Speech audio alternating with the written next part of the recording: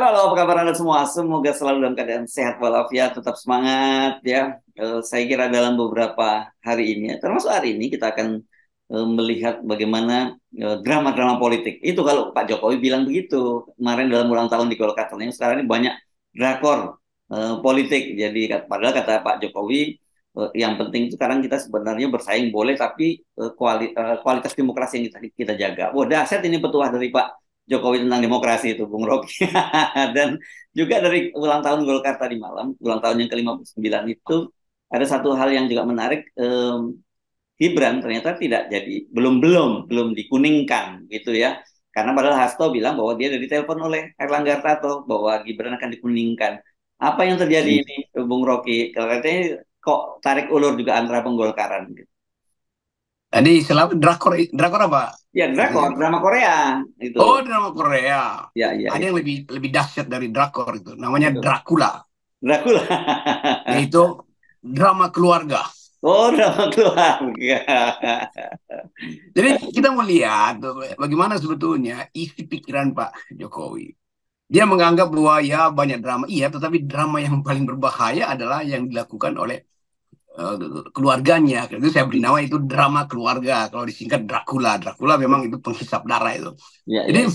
kita mau lihat sebetulnya arah pikiran Pak Jokowi.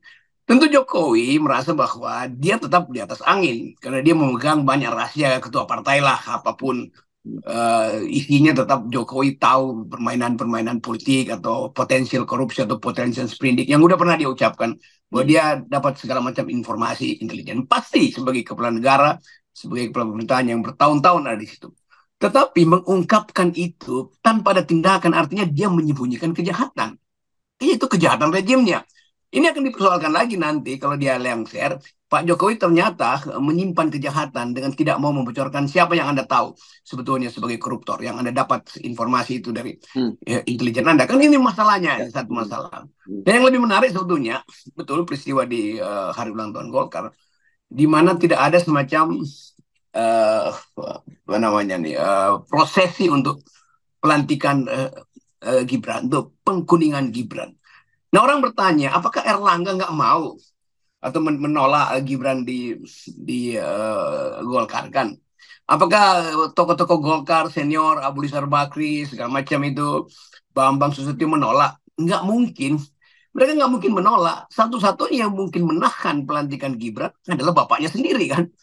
Kan logikanya begitu. Nggak mungkin Gibran itu kalau dia udah dibilang Jokowi Golkar kan pasti Erlangga Golkar kan. Jadi menit-menit terakhir mungkin Jokowi menganggap jangan dulu digolkarkan supaya menunggu misalnya keputusan di Mahkamah Konstitusi walaupun itu basa-basi. Tapi dalam pikiran Pak Jokowi dia belum sepenuhnya ingin menggolkarkan Gibran supaya Gibran sah menjadi wakil presiden dari Partai Golkar di koalisi Prabowo. Nah sebaliknya orang menduga bahwa berarti Pak Jokowi masih ingin cawe-cawe dengan PDIP karena itu Gibran jangan disuruh mundur dari PDIP kan itu dasarnya kan. Jadi permainan catur semacam ini, langkah kuda semacam ini dengan mudah kita baca karena kita tahu bahwa ini drama keluarga alias Dracula. Jadi dugaan Anda ini Pak Jokowi sengaja memang mempertahankan Gibran gitu karena apalagi kan status Gibran sendiri di PDIP itu nggak resmi dipecat kan begitu ya, cuman akan selalu bahasanya de facto sudah berhenti, sudah tidak jadi anggota PDIP dan sebagainya gitu. Jadi tapi hitam di atas putih pemecatan Gibran itu tidak ada dan sewaktu-waktu artinya bisa dipulihkan kembali gitu kan status dia sebagai. Pasti itu bisa dipulihkan. Artinya ada yang orang sebut koloni kelima di PDIP itu, the Wih, fifth column. apa itu? Ya kira-kira begitu kan pengertian kita. Hmm. Ada koloni kelima yang sedang beroperasi yang juga pasti disuruh oleh Jokowi untuk mengintai. Jangan-jangan sebetulnya PDIP masih potensial untuk dikendalikan oleh Jokowi. Hmm. Memang Ibu Mega mengirim sinyal permusuhan. Tetapi PDIP itu sebagai partai juga tergantung akses-akses strategisnya secara ekonomi, secara politik pada Jokowi itu. Nah itu yang mungkin kita lihat sebagai tondo-tondo. Kenapa Mbak Puan tidak secara tegas-tegas itu mengucapkan sesuatu yang sifatnya teguran partai pada Pak Jokowi. Hanya sindir-sindiran aja tuh. Hmm. Demikian juga Hasto kira-kira. Jadi di dalam PDIP sendiri kita mesti baca tetap ada faksionalisasi di situ. Yang Hmm. belum seutuhnya itu menganggap bahwa Jokowi udah selesai. Tetap ada tokoh-tokoh yang menganggap oke, kita main-main sedikit lagi deh. Jangan-jangan Pak Jokowi berbalik arah meninggalkan Hmm. Prabowo dan memindahkan Gibran ke PDIP.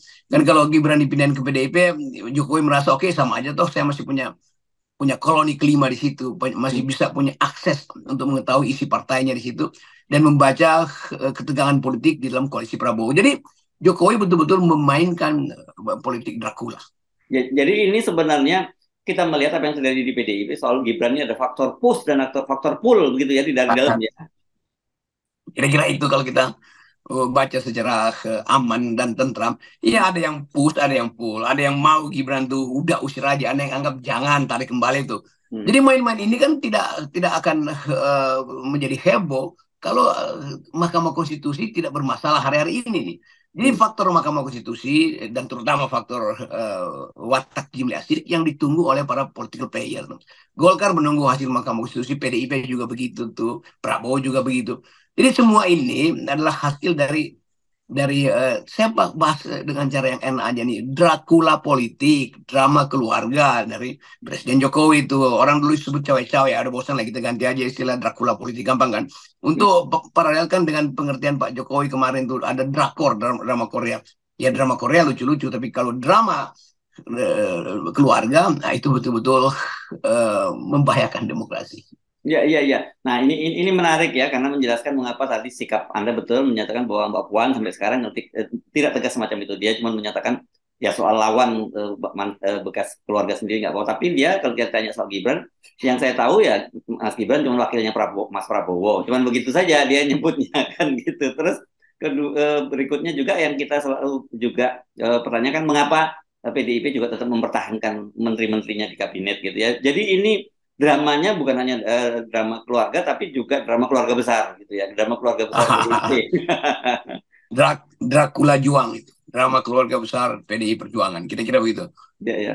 Dan memang itu yang boleh kita terangkan pada publik supaya publik mungkin merasa ya ini duelnya vendetanya sudah selesai. Tidak, di dalam politik selalu ada semacam jedah untuk saling tarik nafas dan saling tukar nafas bahkan tuh.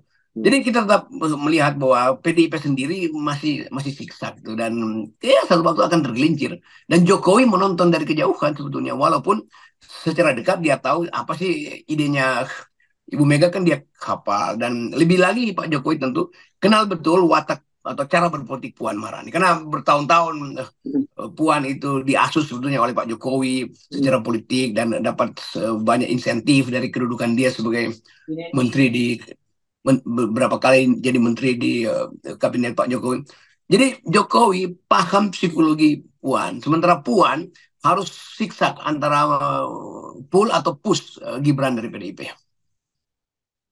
Tapi ini berbahaya sesungguhnya ya untuk masa depan Ya, PDIP sendiri karena ini ada pragmatisme di situ ya dan ini kan saya kira soal tadi ya soal ada pertempuran di dalam, ada faksi-faksi di dalam dan kemudian faksi kemudian faksi-faksi ini menarik kepentingan dari luar dalam hal ini Pak Jokowi di situ gitu. ini faktor baru lagi karena kita mesti amati politik itu uh, menit ke menit tuh. Dan dalam menit ke menit ini mungkin hasil pembicaraan Golkar udah berubah. Golkar mungkin merasa bahwa ya ternyata memang Jokowi nggak mau Gibran itu diajukan melalui Golkar. Mungkin ada faktor lain tuh. Tetapi bagi Erlangga dia juga ngerti, oke, mari kita sama-sama bermain strategi kan itu kan. Prabowo juga menangkap sinyal itu. Prabowo minta kepastian supaya kalau nggak gol, kalau udah Gibran, udah tertutup kemungkinan untuk tokoh lain jadi wakil presidennya Pak Jokowi. Erlangga tertutup, Erick Thohir tertutup, siapa lagi tuh? Yusril ya, Yusril mungkin partai kecil.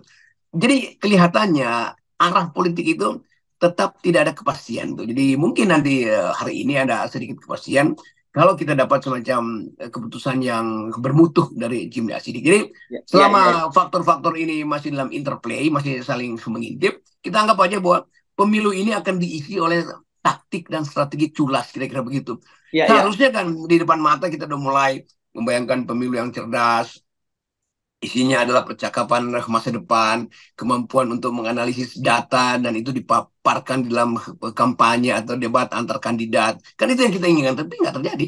Ya, ya. Tetapi itu kan permainan para elit, Bung Rocky. Tapi sementara kita Ya, melihat di kalangan sekarang ini yang faktor yang saya kira penting, yang sudah kita bahas juga dari kemarin, faktor pemilih muda begitu, yang mereka juga punya cara tersendiri dalam menyampaikan aspirasinya ya, terutama sekarang melalui era media sosial. Dan perlawanan yang terhadap keluarga Jokowi itu sekarang luar biasa sekali di kalangan anak muda. Yang kemarin kita bahas juga tagar kami muak terhadap Kaisang itu kan sudah jadi trending topik, dan saya kira itu kalau diperluas ya kami muak terhadap Kaisang dan keluarganya.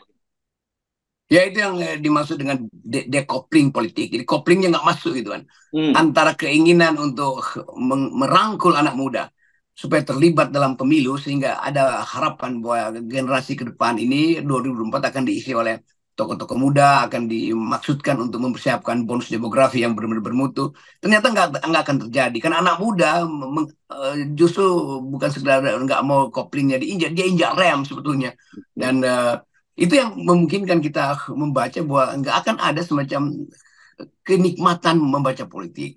Dan justru di era Pak Jokowi ketika anak-anak muda ini merasa bahwa ya udah itu artinya ada permainan-permainan kotor di dalam kekuasaan dengan memanfaatkan lembaga-lembaga yang dikuasai oleh Pak Jokowi itu KPU, KPK dan Mahkamah Konstitusi. Jadi ide untuk membawa pemilu menjadi milik pemilih muda itu nggak akan terjadi tuh. Dan saya kira para pemilih muda ini akan menunggu sikap atau akan menunggu tokoh-tokoh oposisi untuk mengucapkan arah politik tandingan tuh. Dan dalam tahap menunggu itu mereka tetap akan jadi swing voters atau undecided voters yang nggak mau memilih, dan mereka itu 60% dari pemilih, dari jumlah pemilih kita tuh. Ya. Oke, dan saya kira kalau kita kan mereka selalu mencoba memanipulasi ya bahwa ya Gibran itu bagian dari representasi politik anak muda, kan itu selalu ya, saya kira itu manipulatif, dan saya kira anak muda juga paham sekali apa yang terjadi soal itu gitu, dan ini pasti dia akan berhasil gitu, manipulasi semacam ini.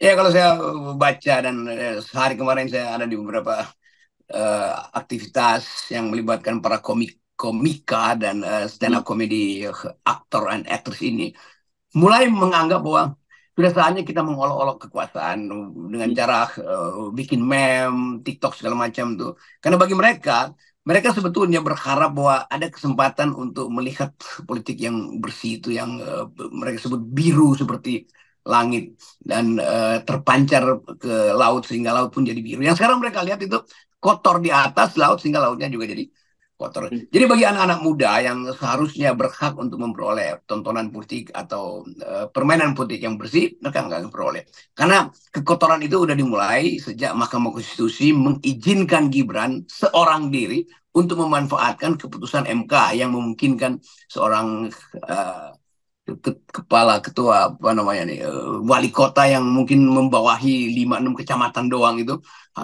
dijadikan model bagi tokoh generasi muda. Padahal orang anak-anak muda sekarang tidak melihat Gibran sebagai figurisasi mereka. Ya.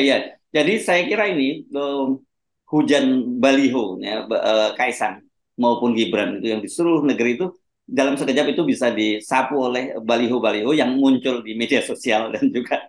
Nah itu betulnya. Jadi percuma nanam baliho secara fisik kalau semua TikTok itu justru mengolok-olok baliho yang dipasang sejuta tiang itu kan. Orang tetap menduga ini tiang dipasang oleh siapa? Pasti dipasang oleh aparat atau paling nggak perangkat kekuasaan. Nggak mungkin partai politik secanggih itu memasang dalam sekejap mata itu. Bahkan Bandung Bondowoso nggak sanggup untuk melakukan hal semacam itu kan. Jadi ini pasti dilakukan bukan oleh Bandung Bondowoso tapi oleh si Badung. dan ini yang menarik itu, bahkan saya membaca misalnya menyatakan ini nggak masuk akal, apalagi karena jumlah baliho PSI Kaisang itu lebih banyak dari kader PSI sendiri. Itu tiang-tiang yang nggak ada gunanya tuh. Jadi pasang aja satu Indonesia, satu TikTok yang dibuat untuk mengolok-olok satu bendera itu membatalkan semua aspirasi anak muda itu. Anak muda akan lihat TikTok. Begitu mereka lihat tiang, oh itu beda dengan TikTok. Berarti yang ada di tiang itu yang palsu tuh. Yang di TikTok yang benar. Karena suara TikTokers itu betul-betul real. Mereka mampu untuk mengabstraksikan sekaligus mengolok-olok dengan cara yang beradab kan. Jadi misalnya kami muak. Nah itu setelah itu dia pergi aja begitu kan. Nah kami muak itu di belakangnya ada baliho-baliho istana. Itu artinya dengan mudah orang mengerti bahwa kita sebaiknya curiga bahwa baliho-baliho itu adalah bagian dari pembusukan politik. Iya. Itu saya jadi teringat yang dulu Anda memformulasikan dalam Jingung ya. jijik dan bingung mereka sebenarnya menghadapi Ya, itu situasi tadi kita itu. bilang bingung nih. Anak muda sekarang jijik dan bingung melihat sepak terjang politik Dracula alias drama keluarga istana. Oke, baik, terima kasih, Bung Rocky. Tetap 0%. Ya. Yes. Oke.